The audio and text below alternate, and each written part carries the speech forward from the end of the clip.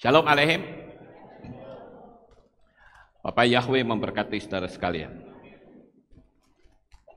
Malam hari ini saya akan menyampaikan satu materi yang saya beri judul teknologi 5G.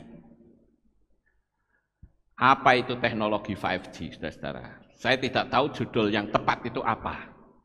Mengenal teknologi 5G, atau selamat datang 5G, atau 5G yang membawa petaka. Saya tidak tahu. Pokoknya kita belajar aja. Apa itu 5G, saudara-saudara? Saya akan dasari materi saya ini dengan dua ayat firman Tuhan. Yang saya ambil dari kitab Nabi Daniel, pasal 12 ayat yang keempat. Dikatakan demikian. Tetapi engkau, hai Daniel, sembunyikanlah segala firman itu dan meteraikanlah kitab itu sampai pada akhir zaman. Banyak orang akan berlari kian kemari dan pengetahuan akan bertambah. Nah, di sini ada kata pengetahuan akan bertambah di akhir zaman ini. Lalu sekarang yang menjadi pertanyaan, pengetahuan apa yang bertambah itu apa? Saya akan mencoba untuk menyampaikannya secara sederhana. Saya berharap saudara bisa menangkap, bahkan orang yang nggak ngerti teknologi sama sekali pun bisa menangkap apa yang saya sampaikan. Pengetahuan yang bertambah itu tentu menyeluruh, saudara. Kita dulu tidak ngerti nama Bapak, akhirnya dengan pengetahuan kita akhirnya tahu. Cuman yang jadi masalah ini, kita ketika mendapat pengetahuan yang bertambah, kita mau melakukan atau ya sudah dari sononya begitu. Ini tergantung respon dari setiap orang. Kalau misalnya saudara dari kecil dipelihara oleh seseorang, saudara pikir itu bapak saudara. Begitu saudara menginjak dewasa, ada yang ngasih tahu tetangga, kamu tahu nggak? Itu yang memelihara kamu itu bukan bapakmu loh. Oh ya? Emang siapa? Dia itu penculik. Keluargamu dibunuh, diculik, dan kamu dipelihara oleh mereka. Nah, itu kan pengetahuan. Yang tadinya nggak tahu, sekarang tahu. Nah, tergantung kita mau responnya bagaimana. Ya udahlah, nggak apa-apalah, orang tua mati kayak masa bodoh sudah lewat. Atau kita akan berubah cara pandang kita. Nah, kalau dikatakan pengetahuan bertambah, itu menyangkut banyak segi, saudara. Ada alam roh, itu juga semakin bertambah. Kita banyak ngerti ketika kita mengakses ke dunia alam supranatural. Kita juga beberapa waktu ini saya bongkar tentang sistemiknya Bapak Yahweh. Kenapa begitu banyak orang yang berdoa siang malam berpuluh-puluh tahun nggak dapat apa-apa? Karena mereka tidak ada dalam sistemiknya Bapak Yahweh. Itu pengetahuan dibuka, saudara. Kemudian teknologi apalagi yang dibuka oleh Tuhan, yaitu teknologi ilmu kedokteran. Ilmu kedokteran zaman dulu dengan sekarang, sudah berbeda sekali. Sekarang pakai teknologi canggih. Dan saya memang orangnya dari dulu suka teknologi, saudara. Saya seorang IT, ya, jadi saya paling seneng kalau sudah dengar kata teknologi, IT itu seneng, saudara. Jadi ketika saya melihat kondisi keadaan yang terus berkembang ini, saya dengar ada 5G, ada 6G yang nanti akan muncul. Saya jadi tertarik untuk mempelajari. Karena kalau ditanya orang, Pak Lukas, 5G itu apa? Sembuh orang ngerti. Pokoknya belajar saja kitab suci. Enggak bisa begitu, saudara. Kita tentu melihat bukan cuma teknik komunikasi saja yang semakin canggih, tetapi juga dalam dunia militer. Dunia militer ini sekarang ada robot pengintai dengan menggunakan binatang sungguhan. Nanti saya akan tunjukkan di bagian belakang. Saudara tangkap saja apa yang saya sampaikan ini agar pengetahuan kita itu bertambah, saudara. Enggak bodoh-bodoh amat gitu loh. Kemudian sekarang ada lagi apa? Teknologi perumahan. Kalau saudara pergi ke hotel-hotel yang mewah, saudara buka pintu cuman pakai kartu, tempelin langsung buka. Enggak perlu pakai kunci klotak-klotak gitu, enggak perlu, saudara. Untuk pengamanan lebih hebat lagi sekarang pakai sidik jari. Ada lagi yang pakai retina mata. Sedemikian hebatnya teknologi itu, saudara. Bahkan mematikan lampu saja pakai HP bisa nggak? Oh bisa sekarang, saudara. Kalau zaman dulu mana bisa. Nah, oleh karena itu saya landasi firman Tuhan Pak malam ini yaitu tentang pengetahuan yang bertambah. Kemudian saya landasi lagi dengan kitab Hosea pasal 4 ayat yang ke-6. Dikatakan demikian. Umatku dibinasakan karena kurang pengetahuan. Oleh karena kamu menolak pengetahuan itu. Aku pun menolak kamu menjadi imam bagiku. Oleh karena kamu melupakan Torah Elohimmu, aku pun akan melupakan anak-anakmu. Nah, mari kita akan masuk lebih dalam tentang teknologi 5G ini. Apa sebetulnya 5G? Kalau saudara melihat memang di sini ada bayang-bayang yang mengintai, saya nggak perlu sebut, saudara-saudara, nanti video saya di take down lagi. Ya. Pokoknya saya akan menggunakan banyak bahasa sandi lah malam ini ya, supaya video kita aman. Saudara lihat di sini ada bayang-bayang teknologi ini. 5G. G itu singkatan apa sebetulnya, saudara-saudara? Generasi, betul sekali. Generation. Jadi sekarang kita sudah masuk ke generasi ke-5. Nah, lalu generasi satunya itu seperti apa? Kita akan lihat, saudara-saudara. Ini dia. Ini 1G. Wah, ini HP dulu begini ya, saudara-saudara. Wah, orang kalau pakai HP kayak gini tuh gagahnya luar biasa. Ada anjing macam-macam ditempuk pakai HP itu bisa mati anjingnya, saudara-saudara. Gede sak batu bata. Ini yang dikenal dengan 1G atau generasi pertama. Nah, generasi pertama ini, saudara-saudara, itu tahun 81. Saya baru merasa kagum pada sekitar tahun itu, karena ada seseorang yang membawa HP gedenya kayak gini. Padahal harganya tuh mahalnya minta ampun. Ya, pada waktu itu saya sempat tanya itu sekitar kalau nggak salah 4 atau 5 juta di zaman itu, saudara-saudara. Dan orang merasa gagah. Lalu ada yang menandingi pada waktu itu juga pakainya apa? Pager. Masih ingat nggak? Ditempelin. Wah, orang kalau sudah pakai pager tuh gagahnya luar biasa ya. Wah, gitu, wah, gagah sekali, saudara-saudara. Sekarang pager bubar, sudah tidak ampun, saudara. Teknologinya kelibas. Kemudian kita masuk ke generasi kedua. Nah, generasi kedua ini itu tahun 92. Nanti saudara akan tahu apa sih generasi-generasi ini maksudnya apa? Kemampuan apa saja? Tentu saja Bapak Ibu, dengan generasi pertama dan kedua itu pasti memiliki perbedaan fitur, ya, perbedaan jangkauan juga, banyak perbedaan yang terjadi. Kemudian pada tahun 2001, wah ini sudah masuk ke 3G, ya, generasi ketiga. Generasi ketiga, wah ini luar biasa, saudara-saudara. Orang mulai senang di teknologi ini. Tapi teknologi ini yang cukup lama ya. Kemudian 10 tahun kemudian muncul 4G. Nah ini yang sampai sekarang, saudara.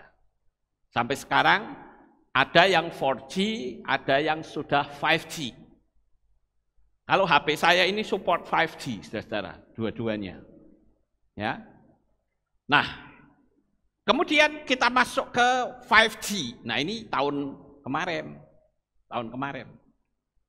Nah, sekarang coba kita akan lihat apa saja yang disebut 1G, 2G, 3G itu apa sebetulnya. Saya berharap saudara bisa menangkap kata-kata saya. Saya akan menggunakan bahasa sederhana, saya tidak menggunakan bahasa teknologi. Tapi saya sudah sederhanakan, supaya kita mudeng semuanya. Yang pertama, itu HP 1G, saudara-saudara. Generasi pertama, kecepatannya 2,4 kilobyte per second. Ya, ini. Kecepatannya 2,4. Saudara ingat-ingat ya, kecepatannya itu diingat ya, saudara. 2,4 kilobyte. Kilo loh, masih kilo ya. Lihat nih, masih kilo ya. Nah, kemampuan dari 1G ini, itu hanya sinyal suara. Kalau tadinya orang kalau telepon-teleponan mesti pakai kabel, sekarang nggak pakai kabel. Orang gagah, bukan? Wah punya HP nggak? Punya telepon tanpa kabel, ya naik mobil, wah HP-nya ada di situ, gagah sekali, saudara-saudara. Jadi sekarang sudah tidak pakai kabel. Ya. Kemudian dia juga menggunakan analog, cellular phone namanya ya, analog cellular phone. Tetapi saudara-saudara, 1G ini atau generasi pertama ini, dia memiliki sistem. Sistemnya itu yang namanya NMT dan AMPRS. Nah, itu singkatan dari, kalau dua macam sistem yaitu NMT 450 yang berkualitas rendah dan NMT 900 yang berkualitas tinggi. Singkatan dari The Nordic Mobile Telephone System. Nah, ini dikembangkan oleh The Telecommunication Administration of Sweden, Norwegia, Finlandia, dan Denmark. Itu 1G, saudara. Itu negara-negara promotornya yang luar biasa. Kemudian, sistem itu ada dua, yang satu lagi yaitu AMPS. Sistemnya AMPS. Dia masih generasi satu ya. AMPS itu singkatan dari Advanced Mobile Phone Service. Nah, ini adalah sistem seluler analog yang asli dari Amerika Serikat. Digunakan secara luas pada tahun 1997. Yang beroperasi di lebih dari 72 negara. Jadi sistem ini sebetulnya itu sistem yang paling luas di seluruh dunia karena sudah mencapai 72. Nah, AMPS ini beroperasi pada frekuensi 800 MHz atau 821 sampai 849 MHz untuk base station receiving dan 869 sampai 894 MHz untuk base station transmitting. Ya, saya nggak perlu jelaskan, nanti mumet saudara-saudara. Pokoknya yang penting ngerti, gitu ya. Kemudian generasi ini berubah sekarang. Kita masuk ke sini, yaitu generasi kedua yang dikenal dengan 2G. Ya. Nah, kali ini, saudara-saudara, bukan cuma suara saja, tetapi juga data sinyal. Bisa untuk SMS. Ya. Nah, itu juga disebut dengan telepon seluler digital facility. Tapi di 2G ini, saudara, sistemnya sudah berubah, nggak lagi pakai AMPS. Enggak lagi. Tapi sistemnya adalah GSM, CDMA, atau TDMA. Saya nggak perlu terangin yang itu, saudara-saudara. Ya. Itu adalah sistemnya berubah dari AMPS menjadi GSM. Dan kecepatannya pun semakin naik, yaitu 64 kilobyte per second. 64.000 byte per detik. Begitu, saudara-saudara. Kemudian, setelah ini, masuk ke 3G. Nah ini saudara, ini yang rame dibicarakan dulu. Orang seneng ya, pakai 3G. 3G ini tentu lebih meningkat lagi. Yang pertama itu cuma untuk telepon-teleponan. Yang kedua bisa untuk SMS, yang ketiga bisa untuk video call, bisa untuk nonton film, saudara. Wah ini orang seneng. Sehingga teknologi televisi yang cuma satu-satu itu kelibas, habis dia. Orang nggak mau lagi beli perangkat yang hanya televisi kecil, nggak mau. Dia akan ambil HP, toh bisa untuk apa saja, gitu ya. Jadi yang 3G itu bisa untuk suara, bisa untuk data, dan bisa untuk video call. Bahkan dia bisa untuk surfing di internet. Nah kalau ini saudara-saudara, 3G itu menggunakan sistem WCDMA dan UMTS. Kecepatannya lebih tinggi lagi.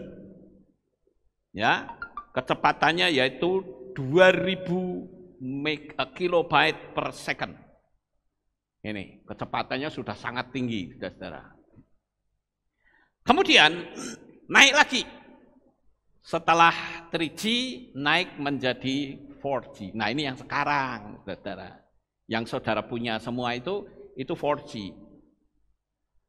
Nah 4G ini dia disebut dengan protokol 3G interoperability yang ditingkatkan. Jadi yang tadi cuma ditingkatkan, kecepatannya tinggi dan ada IP base-nya.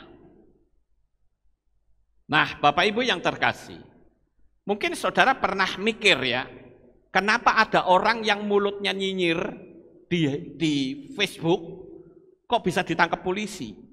Padahal nggak ada alamat, saudara. Jadi, saudara mungkin bisa nyinyir tanpa alamat, tetapi ingat, ada jejak digital di sana. Dan bukan cuman itu, tetapi ada alamat IP. Nah ini yang dipakai oleh polisi untuk mencari alamat saudara itu ada di mana.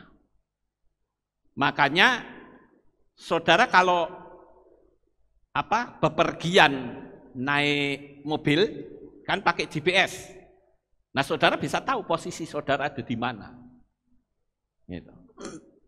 Karena ketika HP saudara berhubungan dengan internet, posisi saudara itu akan diketahui. Sekarang kan ada mobil-mobil dipasangin tracking. Biasanya mobil-mobil rental, saudara-saudara. Jadi kalau mobil itu dicuri maling, maka si pemilik mobil akan melihat dari HP. Ini mobil ini posisinya ada di mana? Anda mau lari kemanapun mobil itu akan kedeteksi, saudara-saudara. Bahkan bukan cuma terdeteksi di mana letak mobilnya, tetapi juga suara yang ada di dalam mobil itu bisa terdeteksi. Jadi misalnya saya pasang tracker di mobil saya misalkan, ya udah saudara mau pergi aja. Saya pengen dengar saudara ngobrol apa di dalam, tak dengerin dari HP saya. Itu 3G, saudara. 4G. Ya. Itu langsung saya bisa tahu. Saudara ngelendengin saya, ngomongin saya, jelek-jelekin saya, semua ketahuan di situ. Posisi saudara ada di mana, saya bisa tahu. Nah itu biasanya dipakai untuk mobil rentar. Kalau orang yang nyewa mobil saudara itu lari, minggat. Saudara tinggal lapor polisi saja, kasih tahu, Pak, ini mobil saya minggat, ya, dibawa lari oleh orang, sekarang posisinya ada di sini, langsung cegat, kena, saudara. Itu 4G, saudara. Nah, 4G ini kecepatan downloadnya itu luar biasa, 1 GB per second. Tinggi sekali, saudara. Nah, sekarang kita akan lihat lebih dalam, Bapak Ibu, yaitu yang dikenal dengan 5G. 5G ini teknologi untuk menghubungkan ke semua perangkat apapun, bahkan mobil tidak dibutuhkan supir, saudara. Jadi kalau saudara punya mobil sistem 5G, maka saudara tinggal duduk, dipencet saja arahnya kemana, mobil itu akan jalan sendiri dan dijamin tidak mungkin nabrak. Karena tiap-tiap mobil itu memiliki sensor masing-masing. Bahkan anak yang lari nyebrang dengan sensor kejut pun dia bisa ketahuan. Karena nyebrangnya orang dengan kecepatan sinyalnya kan lebih cepat sinyalnya, saudara-saudara. Nah, ini orang senang dengan teknologi ini. Bayangin, saudara nggak butuh SIM, saudara nggak perlu pergi ke kantor polisi susah-susah bikin SIM, nggak perlu, saudara. Karena semua mobil akan saling berhubungan. Misalnya kecepatan 100, dia akan jajaran ya sama, nggak bisa mundur, nggak bisa jauh, sama, gitu loh. Tergantung bagaimana data sensornya itu berapa jaraknya. Hebat ya Bapak Ibu, luar biasa sekali ya. Nah, kecepatan download dari 5G ini 10 GB per second. Jadi kalau 4G itu download video, kecepatan itu tadi 6 sampai 7 menit. Tapi kalau 5G downloadnya hanya 6 sampai 10 detik. Wah, hebat ya saudara-saudara, mau download film. Ya. Biasanya kalau sekarang nih, kalau download kan ngelek ya, lagging namanya, ngelek gitu, ngelagging namanya. Kalau 5G enggak kenal begitu, saudara-saudara. Begitu des langsung 6 sampai 10 detik selesai. Siapa orang nggak suka? Ibarat seperti sekarang tuh nenek-nenek yang jalannya kayak gini, berhadapan dengan seorang pelari yang hebat. Ya orang pilih pelarinya.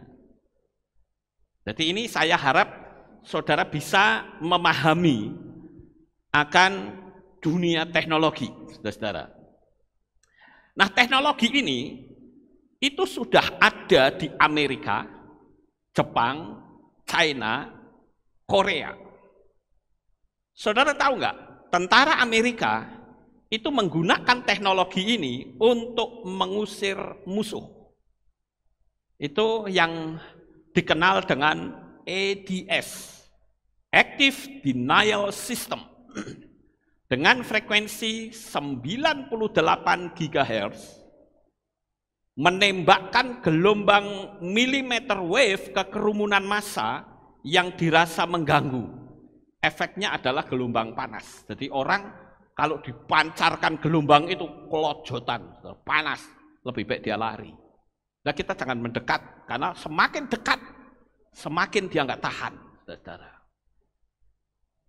Dulu ada teknologi, saya sempat mau bikin sih sebetulnya, yang saya nyebut yaitu ngusir tamu. Ya, kalau saya nggak suka dengan tamunya, saya colokkan, ya, cuma pakai baterai, saya colokkan, tamu itu akan gelisah, nggak akan tahan, saudara-saudara. Dia akan cepat-cepat pulang gitu. Itu pakai teknologi. Ya nggak usah dibilang, oh lama amat sih, nggak wes-wes, nggak perlu seperti itu, pakai itu saja, saudara-saudara. Orang karena pulang sendiri.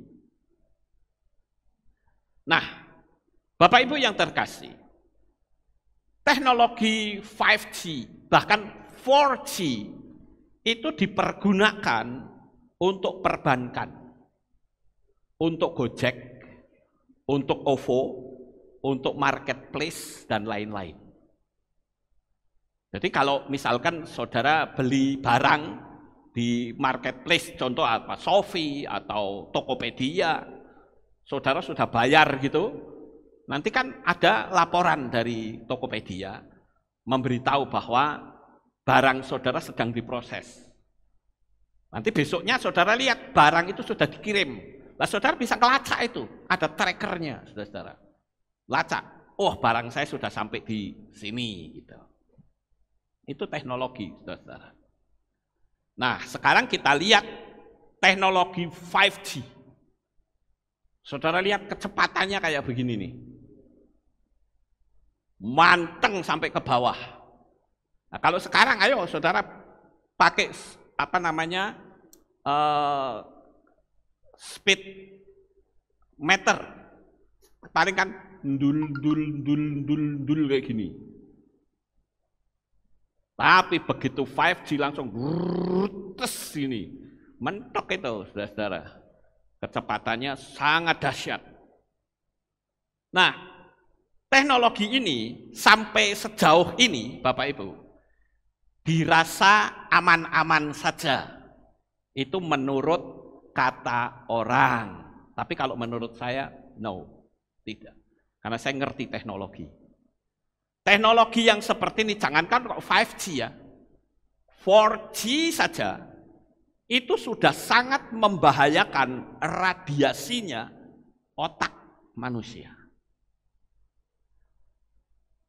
Saya ingin agar kita itu ngerti betul bahwa yang namanya teknologi itu luar biasa, Bapak Ibu. Jangan saudara itu enggak berpengetahuan, sehingga kalau ada hal-hal yang baru langsung ngomong apa? Sesat, akan cilaka kalau kayak gitu, saudara-saudara. Nah itu yang ada dalam dunia Kristen pada masa umumnya kan seperti itu. Nah saya akan tunjukkan bukti, pakai video ya, bahwa frekuensi itu bisa mengubah air. Frekuensi bisa mengubah air, saudara-saudara. Nah sekarang ya jadi pertanyaan begini, kalau air saja bisa dirubah, kira-kira manusia ini kan lebih banyak air ya, sekitar 70 kalau nggak salah. Ya, 70% itu air. Nah kalau air yang umum saja bisa dirubah, kira-kira manusia bisa dirubah nggak kira-kira? Saya yakin bisa. Nah kita lihat teknologinya dulu ya, supaya saudara bisa punya gambaran bahwa frekuensi itu betul-betul ada. Ini di tempat kita ini ribuan frekuensi loh, saudara-saudara. Pating sliwer di tempat kita ini. Cuman kita nggak tahu. Gitu. Oke, kita nonton dulu yang frekuensi bisa mengubah ya. Oke. Kita tonton dulu. Nggak lama kok, cuman sebentar, saudara-saudara. Oke, ya.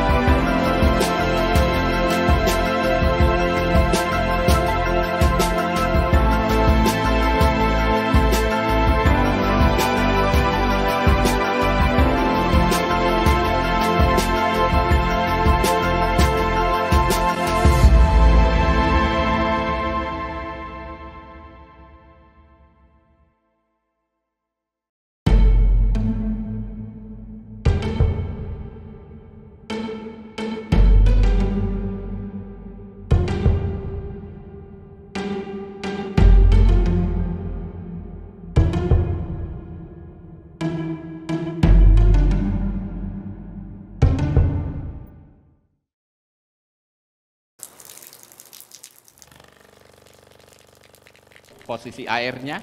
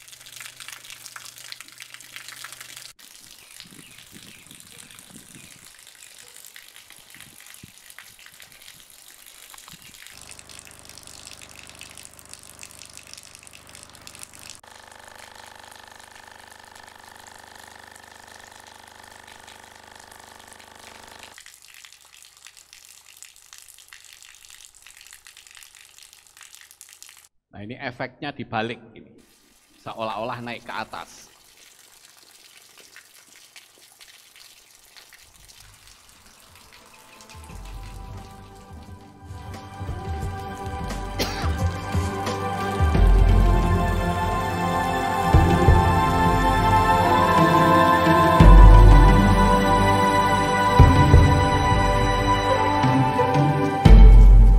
Ya, sampai di situ dulu. Nah, saudara-saudara, tadi video pertama kan ada membran itu ya yang dikasih pasir. Itu sayangnya mereka pakai musik gitu loh. Saudara nggak ngerti tonnya itu bunyinya macam kayak apa. Nah, saya akan coba untuk tunjukkan bunyi tonnya itu tadi dari frekuensi berapa itu saya catat ya. 345 Hz sampai 6051. Bisa minta tolong salah satu naik ke atas, pegangin mic saya. Ya, Pak Obed, silahkan. Saya akan bunyikan ton dengan frekuensi yang tadi. Saya naikkan sampai ke posisi 6051 Hz. Ya, di sini. Ini saya tunjukkan, ini saya punya generator tone ya. Ini saya pertama tulis di frekuensi 345. Ini supaya saudara paham ya. 345.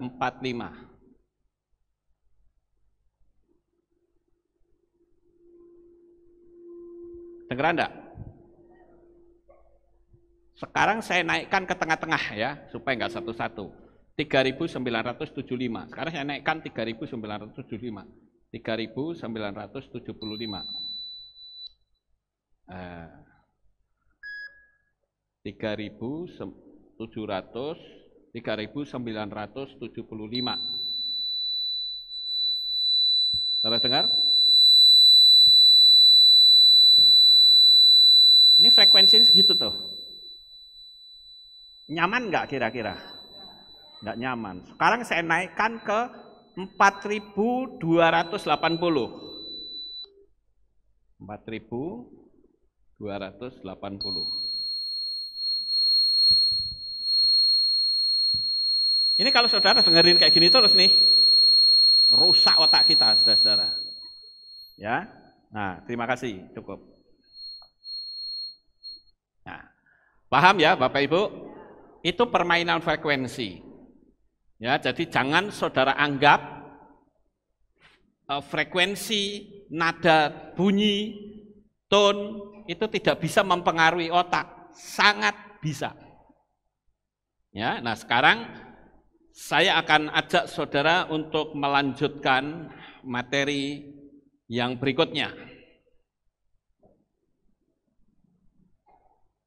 Saya ingin agar kita tidak gaptek. Nah, tadi kan frekuensi suara, ya kan? Ton bunyi. Bagaimana dengan frekuensi radiasi? Ya, saya nyebutnya radiasi HP, saudara. Nah, saudara lihat, bahwa banyak orang yang kurang memahami bahwa radiasi HP ini sangat berbahaya. Tetapi sayangnya, saudara-saudara, banyak anak-anak kecil yang sekarang kecanduan HP. Nah, saudara lihat tuh. Ya. Ini anak kecil, wah, sudah ngiplek sama HP-nya ya. Ini juga. Bahkan, kalau dia sudah berurusan dengan gadget, wah, disuruh makan juga nggak mau, saudara-saudara. Nanti dulu gitu, sampai orang tuanya jengkel. Nah, saudara lihat anak-anak ini, mereka sibuk dengan urusannya sendiri-sendiri, padahal duduknya bersama-sama. Dan perlu saudara ketahui juga bahwa kondisi yang seperti ini, ternyata orang sudah mulai menyadari tentang bahaya dari radiasi handphone, saudara. Atau saya nyebutnya gadget sajalah. Kalau handphone nanti orang bilang lah, kalau yang iPad bagaimana? Gadget lah pokoknya. Nah, ini radiasinya itu sangat tinggi sekali, saudara. Dan kita tentu tahu dengan kecepatan yang sangat tinggi. Tadi saya baru perdengarkan tonnya saja, saudara udah gak nyaman. Ya kan? Apalagi kalau frekuensinya semakin tinggi, itu akan nyerang otak, saudara. Nah, rupa-rupanya di negara-negara maju sekarang ini sudah mulai membuat satu perubahan, yaitu ada daerah-daerah tertentu yang tidak ada sinyal. Jadi sengaja sinyalnya itu keblokir. Nggak ada wifi. Misalnya saya ambil contoh di daerah sini. Saudara kalau main internetan di sini nggak bisa, saudara. Makanya di sini dikatakan apa? Free no wifi zone, ya. Zona bebas dari wifi. Nggak ada. Orang mau santai di sini aman, saudara. Nah, ini adalah perbandingan. Di situ dikatakan apa? Children are more vulnerable. Nah, ini ternyata anak-anak itu sangat rentan sekali terkena radiasi handphone. Kita belum lama ini kan dikasih tahu bukan? Orang belakang sini yang meninggal karena radiasi handphone. Otaknya kena, saudara-saudara. Meninggal. Padahal itu anak satu-satunya perempuan lagi. Ya. Nah, ini sekarang begini. Banyak sekali ya. No wifi zone. Talk to each other, apa ini? Pretense 1995, artinya begini, bicara satu dengan yang lain seolah-olah seperti tahun 1995. Enggak ada handphone-handphonean lah pokoknya, ya. Nah, ini. Begitu juga anak-anak begitu enggak ada sinyal, reaksinya begini nih. Ngamuk, saudara-saudara. Bahkan ada juga yang HP-nya itu banting, saudara. Dianggap nih ini HP apaan gitu, dibanting. Nah, saya tunjukkan beberapa zona tanpa wifi. Nah, ini sudah mulai banyak nih di luar negeri, saudara. Karena mereka menyadari bahwa radiasi HP ini sangat luar biasa. Lalu mungkin ada orang yang bertanya begini sama saya, loh Pak, bukankah barang-barang ini sudah disertifikasi? Kan begitu, ya kan? Nah, begini Bapak Ibu. Kalau orang bilang, bukankah barang-barang itu sudah disertifikasi, dan di Amerika itu ada satu organisasi namanya FCC atau Federal Communication Commission. Nah, ini yang verifikasi tiap-tiap gadget. Jadi kalau ada gadget itu diverifikasi, ini layak nggak dipakai gitu. Ya semua layak. Kenapa, saudara-saudara? Karena kalau saya lihat di Federal Communication ini, standarisasinya itu sudah 20 tahun dan belum diupdate. Jadi yang diverifikasi itu sebetulnya hanya 1G, generasi pertama. Nah sementara itu belum diupdate, seolah-olah kan masih aman. Ngerti nggak Bapak Ibu? Jadi kalau kita lihat, orang bilang, nggak apa-apa, sinyal wifi-nya juga nggak apa-apa kok. Ya nggak apa-apa. Wong yang dipikirkan FCC itu kan yang lama punya gitu loh. Sedangkan saat ini kita sudah ada di 5G, bahkan 6G, dan itu pun cuma satu barang saja. Lah kalau mulai banyak seperti ini, saudara lihat ini parlemen, jadi yang parlemennya pada nonton video di gadget itu bukan cuma di Indonesia saja, saudara. Di seluruh dunia. Beberapa waktu yang lalu kan ketahuan kan ada orang yang pas waktu masih rapat DPR kalau nggak salah malah nonton video porno, saudara. Iya toh? Gitu. Lah padahal di belakang itu kan ada wartawan, dia pakai tele, ya ketahuan, saudara. Orang berpikir mana ada orang yang tahu dia Pak ini. Dari belakang pakai tele ya kena, ketahuan. Ya, jadi kondisinya kayak begini nih. Coba nih saudara lihat nih, ini petinggi-petinggi kita nih. Kalau sudah duduk ya sudah nguplek sendiri-sendiri kayak begitu, saudara-saudara. Nah, oleh karena itu, Bapak Ibu, maka kita lihat bahwa sinyal 5G ini sekarang kan sedang memasuki era 5G. Ini banyak dikomplain, saudara-saudara. Banyak dikomplain, kita lihat ini orang-orang yang komplain terhadap sinyal 5G. Ini. Mereka mulai protes. Lah orang-orang akan berkata, yang nggak ngerti teknologi akan bilang, goblok banget sih orang-orang ini. Mosok kecepatan internetnya begitu luar biasa kok malah dihambat. Nah sekarang saya kasih tahu ya Bapak Ibu, kecepatan 5G itu berapa? Ini yang saudara mesti ngerti.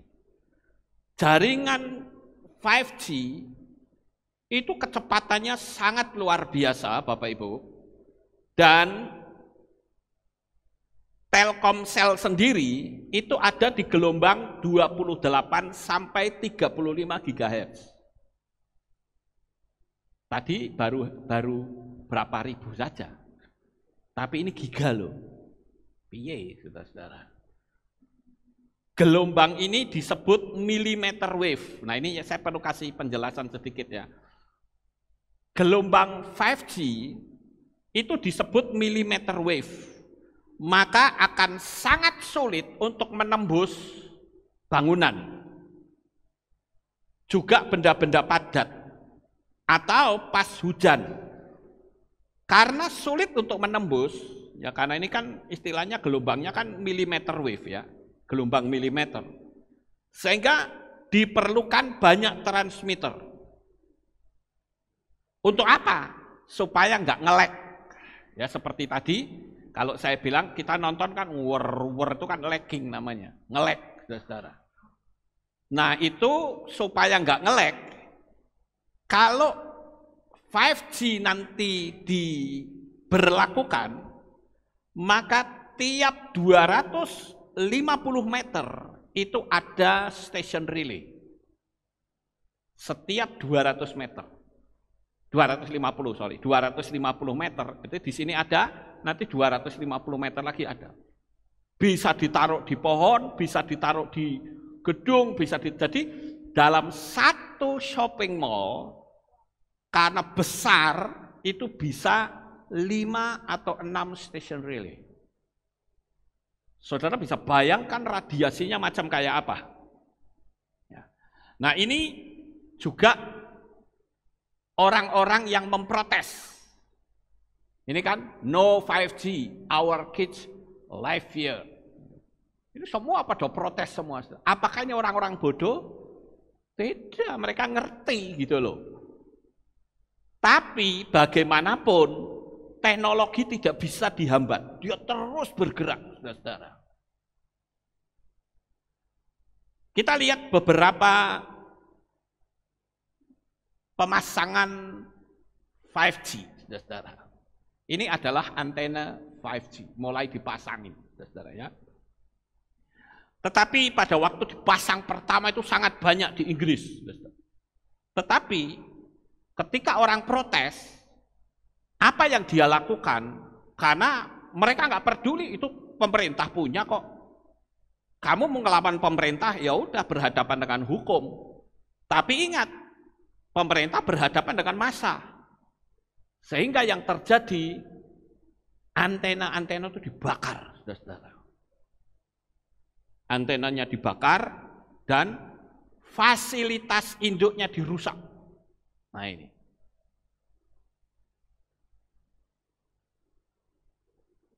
Ada seorang ahli konspirasi namanya Barry Trower.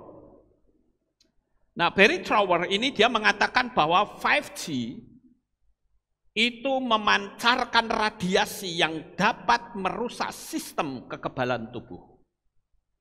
Jadi imunitas manusia itu bisa rontok karena 5G.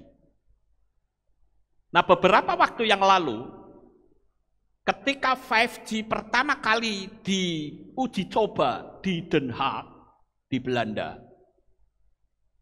ternyata, saudara-saudara, begitu dihidupkan, itu ada puluhan burung-burung yang langsung terjun bebas dan mati. Ya, saudara bisa lihat di internet banyak sekali itu.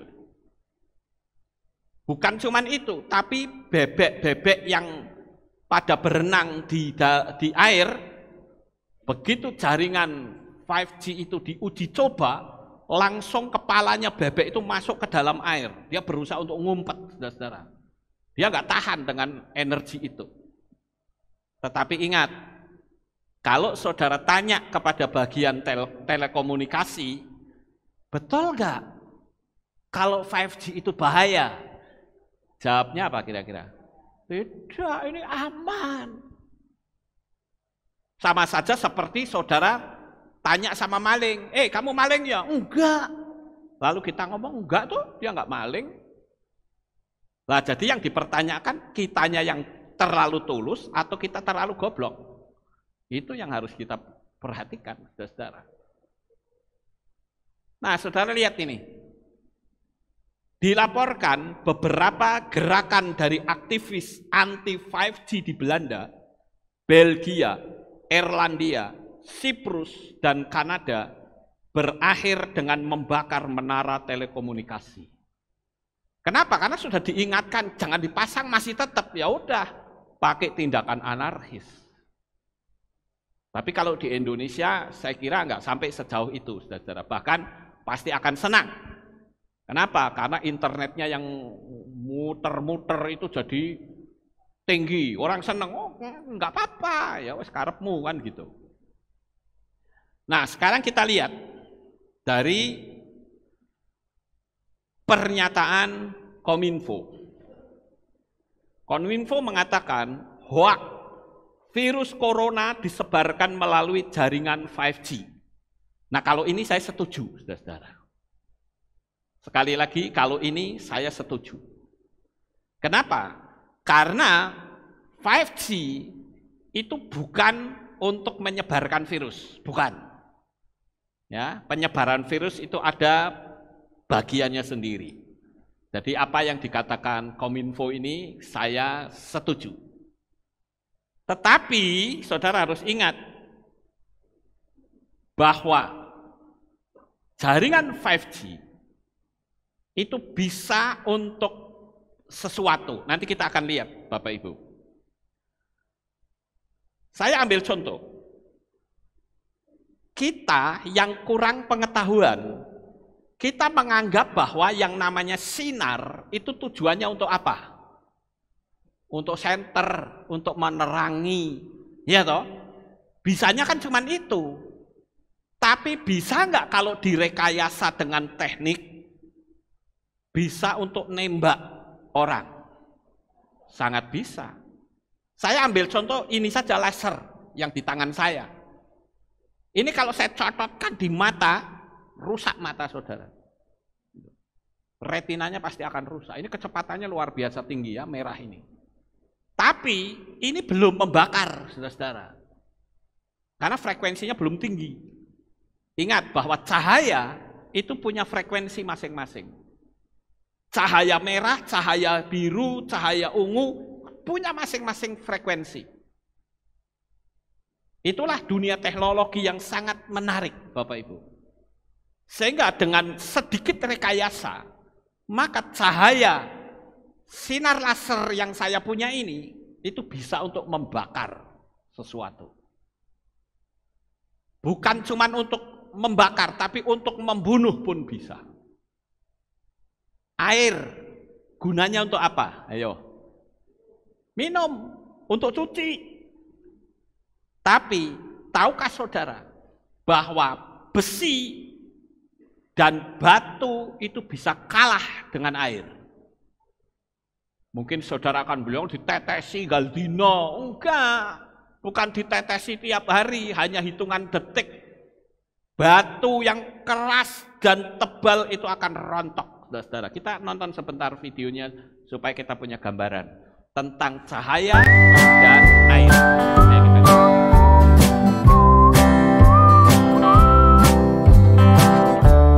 Sinar laser, ini sekarang batu.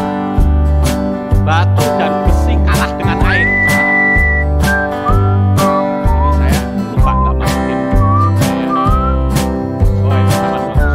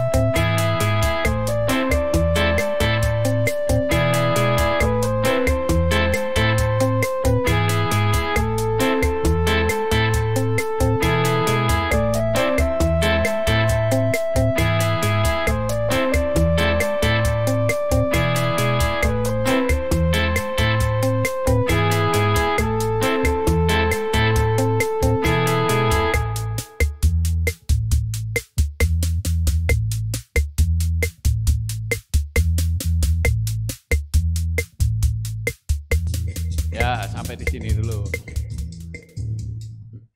Nah, tadi saudara lihat bukan, tikus putih itu kan orang nyebutnya mencit ya saudara. Itu sebetulnya tikus itu kekuatannya luar biasa loh. Begitu dipasangin alat saja dengan frekuensi tadi, suara dan frekuensi, dia nyerang otak, dia ngumpet terus, dia nggak bisa naik kepala. Coba untuk supaya terganggu suara lain gitu. Nah, itu sebabnya kenapa saya katakan bahwa ada alat pengusir tikus. Pernah dengar nggak? Ya, alat pengusir tikus itu pakai apa sebetulnya? Pakai tone tadi yang saya punya tadi. Cuman dengan frekuensi yang sangat tinggi sesuai dengan otak tikus tadi. Dia akan gelisah, nggak akan tahan, saudara. Dia akan lari meninggalkan rumah kita. Tetapi kalau saudara menempatkan frekuensi itu nggak cocok dengan otaknya tikus, ya tikusnya tenang saja. Gitu. Bukan alatnya yang rusak, bukan, tetapi frekuensinya nggak sama, gitu loh. Maksud Bapak Ibu? Nah, tadi saya katakan bahwa sinar itu bukan cuma untuk ngoncori kegelapan, apa itu nyenterin, ya, bikin suasana terang, bukan cuma itu, tetapi bisa untuk senjata, bisa juga untuk pengobatan, ya. Ada satu alat dokter gigi, saudara, yang sekarang sedang banyak orang pakai, yaitu namanya dental curing light.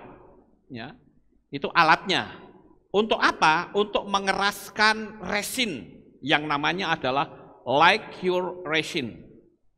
Jadi memang tidak semua resin itu bisa keras dengan menggunakan cahaya biru, tetapi ada resin-resin tertentu yang dikenal dengan light cure resin, itu ketika dia kena sinar biru seperti ini, dia akan mengeras, saudara. Tapi saudara harus tahu bahwa sinar biru ini bukan ultraviolet loh, jangan salah. Hanya sinar biru. Tapi kalau saudara menafsirkan itu violet, itu salah. Ya, ultraviolet, karena ultraviolet itu berbahaya untuk tubuh. Jadi ini hanya sinar biru, tetapi dia bisa keras. Kemudian ini yang untuk operasi mata yang dikenal dengan lasik. Apakah itu pakai pisau di bret-bret gini? Tidak, pakai teknologi semua, saudara-saudara. Jadi maka saya katakan jangan kita itu gaptek, gagap teknologi. Tapi kita ngerti ini zaman teknologi. Dan anti Hamasiyah 666 menggunakan teknologi ini. Jaringannya sudah oke semua. Kemudian kita lihat di sini ya, perawatan kulit wajah. Itu juga menggunakan sinar laser. Ini. Wajah yang pada bopeng, yang banyak jerawatnya, itu pakai sinar laser, saudara-saudara. Tapi tentu dengan frekuensi yang sesuai dengan pengobatan. Jangan saudara bilang, wah kalau gitu aku pinjam lasernya Pak Lukas, tak senter ini terus. Oh, enggak begitu, saudara-saudara. Itu ngawur namanya. Ya. Oke, sekarang saya akan tunjukkan lebih dalam lagi, yaitu tentang teknologi drone untuk militer.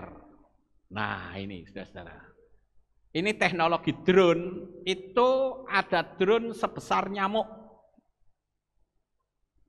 Ya, tujuannya untuk apa? Untuk mengintai musuh. Kalau ini murni drone, bukan benda hidup, saudara-saudara, tapi benda mati yang diatur dengan remote. Ya, di situ ada power source atau sumber tenaga. Ini ada kamera dan mikrofon. Tujuannya untuk apa? Untuk mengintai musuh. Dan ini hebatnya. Ini saya cukup kagumnya itu apa? Ini kecil segini kok enggak kabur gitu loh. Enggak kabur.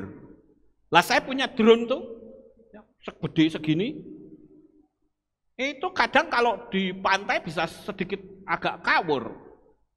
Tapi ini kecil segini itu enggak kabur, saudara-saudara. Ini luar biasa sekali. Nah, drone ini itu bisa untuk merekam suara dari jarak yang cukup jauh. Jadi misalkan ada perundingan rahasia negara gitu, drone-nya diterbangkan, dia bisa melewati lubang ventilasi kecil. Kenapa? Karena gedenya nyamuk, saudara-saudara.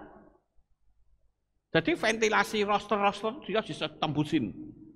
Ini yang saya bilang teknologi, nggak main-main, ya. Kemudian ini, nah kalau ini pakai benda nih, nah ini yang nanti akan dipakai oleh di Illuminati. Saya pakai rahasia saja ya, bahasa sandi, pakai itu gitu aja ya, saudara, supaya nggak kena take down. Nah ini yang dilakukan kelak yang akan dilakukan oleh ini pada manusia, dikendalikan dan dibunuh. Masukkan dulu nanobotnya, baru bangun jaringannya yaitu 5G. Ini ada namanya kumbang badak. Ini saya lihat dari percobaan ahli robot dari Singapura, saudara. Jadi dia ambil kumbang badak itu yang kayak gini nih, ya, kumbang badak, kemudian dikasih chip di dalamnya. Ya, kasih chip, ini kan kabel-kabelnya masih ada nih, dikasih chip. Nah setelah itu, kumbang badak ini dilepas, saudara. Sudah nggak ada kabel lagi, chipnya sudah nyatu dengan tubuhnya. Ya, sudah nyatu dengan tubuh, dilepas. Begitu dilepas, kumbang badak ini tidak bisa terbang sesuai keinginannya sendiri. Tapi dia akan terbang menurut remote control yang ngatur, saudara. Ngeri ya, ini. Inilah yang akan dilakukan oleh orang itu nanti. Ya. Saudara lihat, ini kumbang badaknya ya, chip sudah ada di dalamnya. Jadi saya lihat videonya itu kumbang badaknya dipegang kemudian ditiup. Kan dia terbang gitu kan. Begitu dilepas, cek sudah langsung diatur dari sini. You mau kemana? Kumbang badak itu sudah tidak bisa terbang menurut keinginannya sendiri. Enggak bisa, saudara. Nih lihat, ini. Ya, ini kumbang badak kan bentuknya kayak begini nih. Nah ini. Namanya adalah the cyborg beetle, designed to save human life.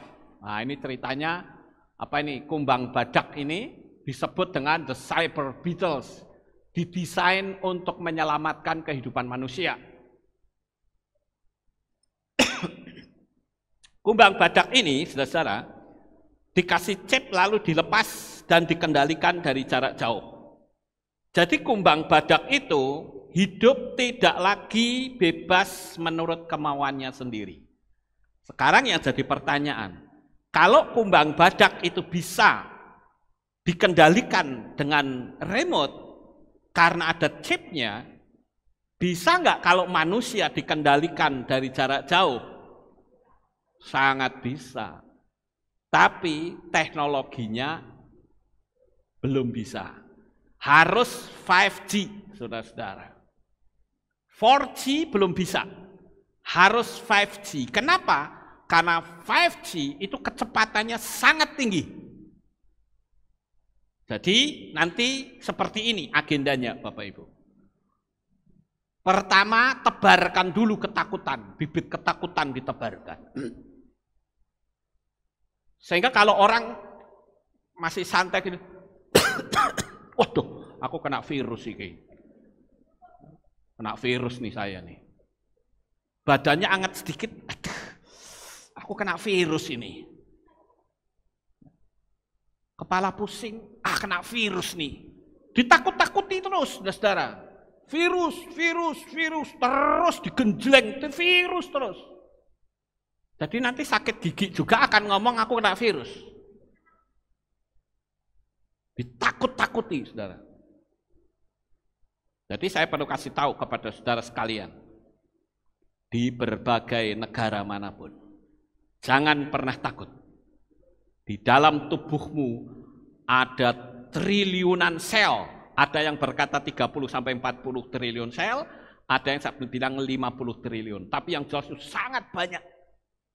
Tentara yang ada di dalam tubuh kita untuk menyerang virus itu tidak bisa dikalahkan.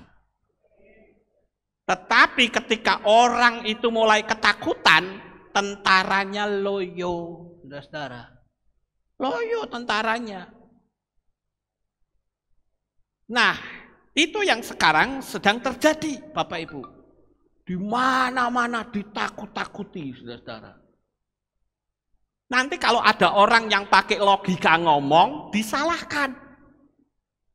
Kan aneh itu namanya. Ya.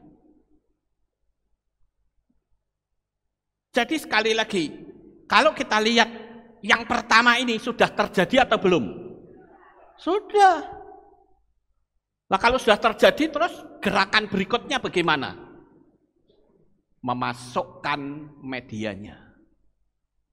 Ya, memasukkan nanobot. Saya beritahu ya Bapak Ibu. Dulu pertama kali ada microchip sebesar biji beras dan dimasukkan ke dalam tangan. Ya toh? Semua orang Kristen sudah ngerti. Apakah setan itu akan menggunakan metode yang sama? Tidak. Kalau setan menggunakan metode yang sama, dia sudah diketahui, saudara. Dia pakai metode yang lain supaya apa? Supaya orang nggak ngerti bahwa itu sebetulnya sami mawon. Gitu loh. Cuman dia bentuknya kecil, tidak bisa dilihat oleh mata. Cara memasukkannya bagaimana? Ya begini cara memasukkannya. Ngerti Bapak Ibu? Untuk saudara lihat secara detail, saudara bisa lihat di video saya judulnya, Masih Maukah Dipasang Microchip 666? Saya juga akan memberitahu kepada saudara untuk supaya saudara punya wawasan yang luas. Video saya sudah ada beberapa yang masuk di situs namanya Mbak YouTube. Itu sudah ada beberapa video. Ya, jadi saya perlu kasih tahu kepada saudara, silahkan saudara akses ya situs Mbak Yu, yaitu MBAKYUTUBE. Mbak YouTube. Saudara lihat di situ bagaimana teori konspirasi dibongkar bangkir di situ. Supaya pengetahuan kita itu luas, nggak lolak-lolok. Nanti giliran ada yang ngomong, oh ini bahaya, sesat. Saya lihat banyak rekan-rekan saya, para pendeta yang cuma jago kandang saja. Tapi nggak punya nyali untuk menyampaikan kebenaran. Ini mediatornya dimasukkan dulu. Setelah mediatornya masuk, ya sudah diemin aja. Wong dia akan tetap hidup kok. Orang pernah tanya sama saya, Pak, lah itu nanobot itu hidupnya pakai apa? Kan ada baterai. No, teknologi itu tanpa baterai. Teknologi ini akan hidup terus sesuai dengan suhu tubuh manusia dan detakan jantung, saudara. Dulu kan pernah ada film yang orang ditahan, tahanan rumah dikasih gelang, dikasih gelang. Kalau nggak salah di tangan atau di kaki. Kalau saudara berani meninggalkan rumah, maka gelang itu akan meledak, bam, tangan saudara akan putus. Itu teknologinya seperti itu, saudara. Nah ini, teknologi ini kalau sudah masuk, saudara mau cari di mana? Nggak akan ketemu. Tapi kalau microchip gampang, oh saya ada, tak sobek tangan saya, tak ambil, tak buang, selesai.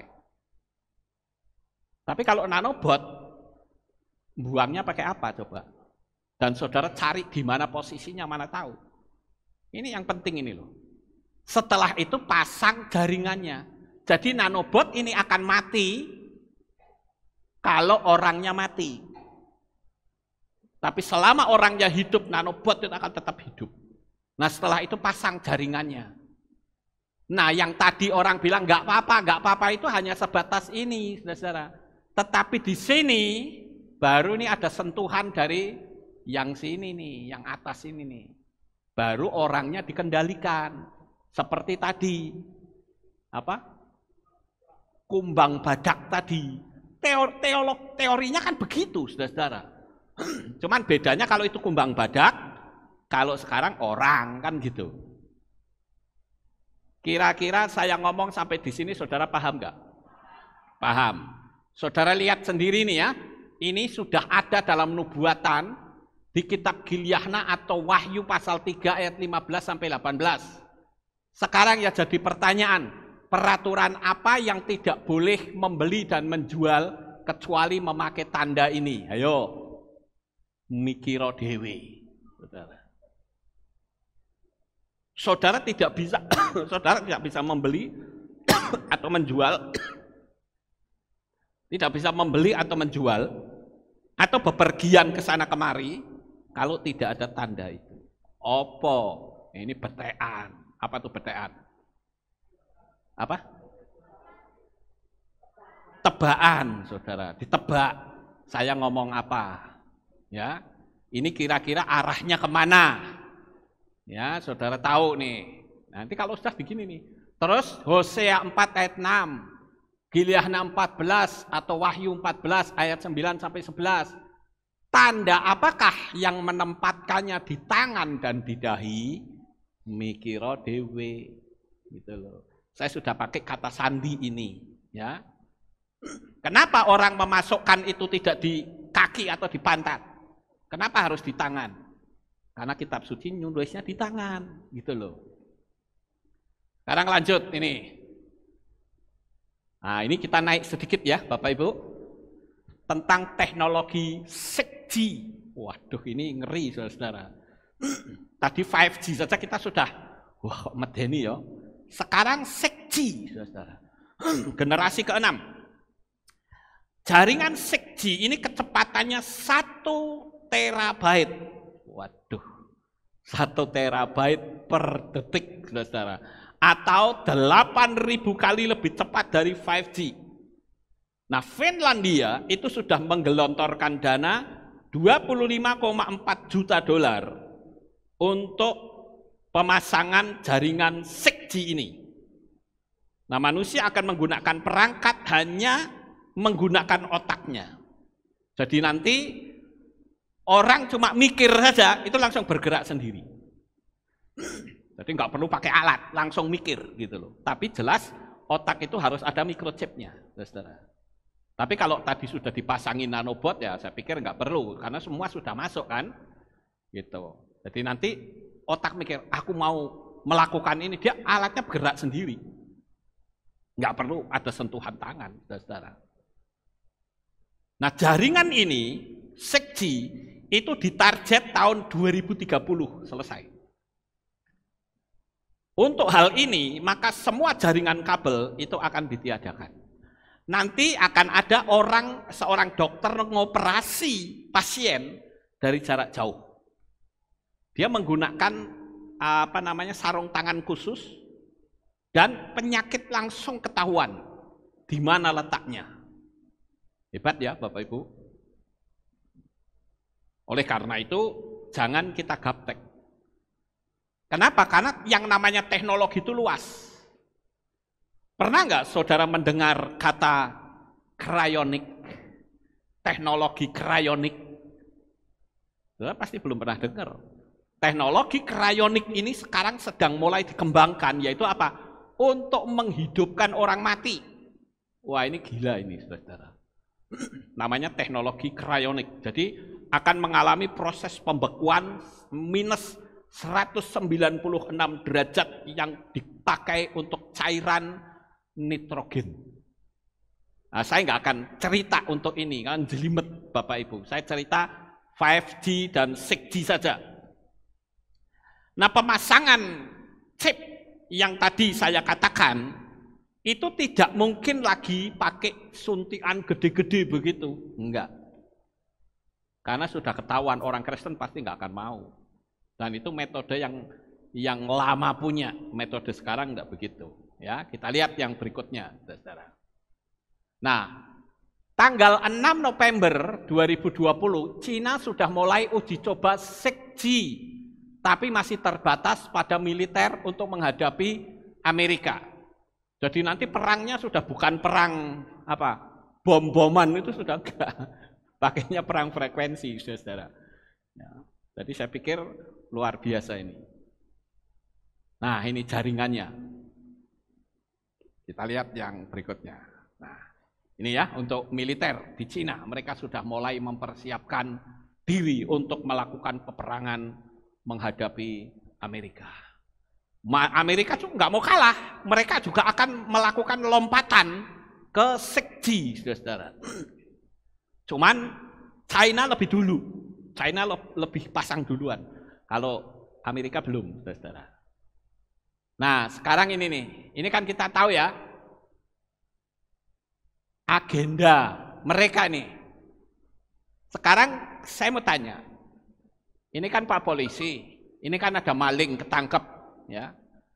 Pak polisinya tanya, kamu maling ya? Malingnya ngomong, enggak Pak, saya orang baik. Lalu polisinya ngomong, saudara-saudara, mulai sekarang kamu tidak boleh nuduh sembarangan. Saya sudah tanya loh, dia itu orang baik. Kamu bisa kena pidana loh, nuduh sembarangan. Dia malah mau menolong kamu kok, bahkan menyelamatkan seluruh dunia. Ini yang sedang terjadi sekarang, saudara. Saudara ngerti nggak? Kode bahasa saya ini. Ya. Jadi kita ini harus paham betul, saudara-saudara. Kita jangan menjadi orang yang gaptek. Nah, saya rasa ini yang saya bisa sampaikan kepada Bapak Ibu Saudara sekalian. Saya berharap saudara bisa lebih memahami lagi dan kita akan terus belajar supaya kita lebih pandai lagi. Sukses besar untuk saudara, Bapak Yahweh memberkati. Kita tunduk kepala dan kita akan berdoa. Kami mengucapkan terima kasih dan syukur kepadamu ya Bapa. Malam hari ini kami telah belajar akan firman-Mu bagaimana hebatnya teknologi di zaman akhir ini, di mana pengetahuan semakin bertambah. Bapak Yahweh memberkati anak-anak-Mu semuanya. Terima kasih Tuhan, tutup bungkus kami dengan kuasa-Mu di dalam nama Adonai Yeshua HaMashiach kami berdoa. Amin. Kita akan dengar pengumuman. Shalom, berjumpa kembali dalam Aleph Tau Breaking News. Berikut saya sampaikan pengumuman minggu ini. Info Hari Raya. Hari Raya Purim akan dilaksanakan pada hari Kamis 25 Februari 2021 pukul 6 sore di Kehilat. Ibadah Rabu digabung Kamis. Dengan tema Yahweh Tuhanku, dahsyat namamu di seluruh bumi. Info kaum wanita. Ibadah kaum wanita akan diadakan setiap hari Jumat pada minggu pertama dan minggu ketiga pada pukul 6 sore di Kehilat. Untuk mendukung program pemerintah dalam memutus rantai penyebaran COVID-19, Kehilat Aleph Tau mengadakan pembersihan dan penyemprotan area Kehilat dengan disinfektan secara rutin, sehingga jemaat dapat beribadah di Kehilat dengan nyaman. Dan kami juga menghimbau untuk jemaat tetap mematuhi protokol kesehatan yang telah dianjurkan oleh pemerintah. Demikian pengumuman minggu ini. Sukacita melimpah bagi saudara. Bapak Yahweh memberkati. Mari kita akan bangkit berdiri, kita akan tutup dalam doa. Terima kasih Bapak Yahweh, selesai sudah ibadah kami. Dari awal, pertengahan, sampai pada akhirnya. Sebentar lagi anak-anak-Mu akan kembali pulang ke rumah mereka masing-masing. Kami mohon perlindungan dan tuntunan Tuhan, sehingga mereka sampai di rumah dengan selamat. Pertemukan kembali pada jam-jam ibadah mendatang di dalam ikatan tali kasih-Mu. Terima kasih ya Tuhan, inilah doa syukur yang kami naikkan. Di dalam nama Adonai Yeshua HaMashiach kami berdoa. Mari kita angkat tangan kita dan kita akan menerima berkat Kohanim. Haleluya. Yevarechecha Yahweh wa yishmereka.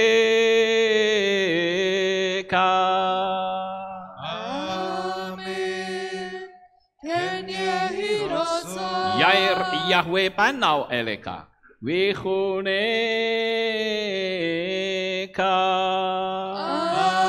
Amin. Ken Yehi Rasa. Yesa Yahweh Panau Eleka. Wayashem Lecha. Shalom. Amin. Ken Yehi Rasa.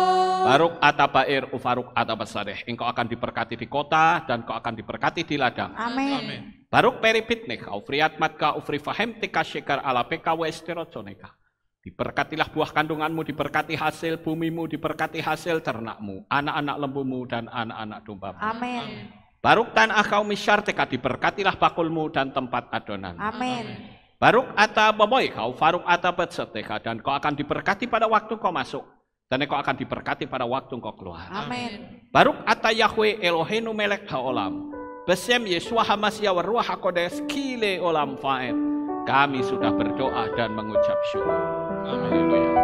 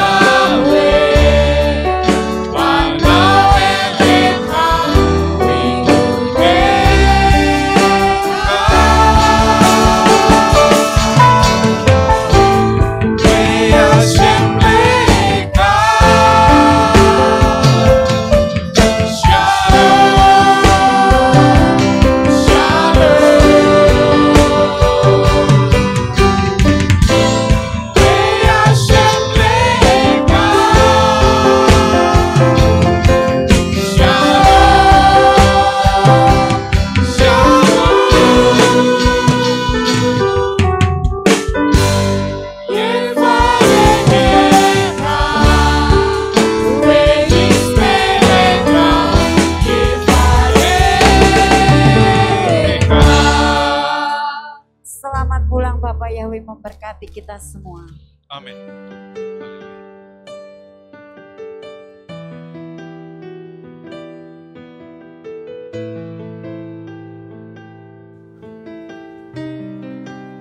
Segala pujian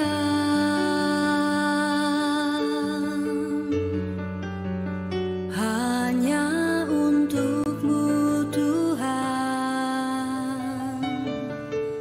Segala kehormatan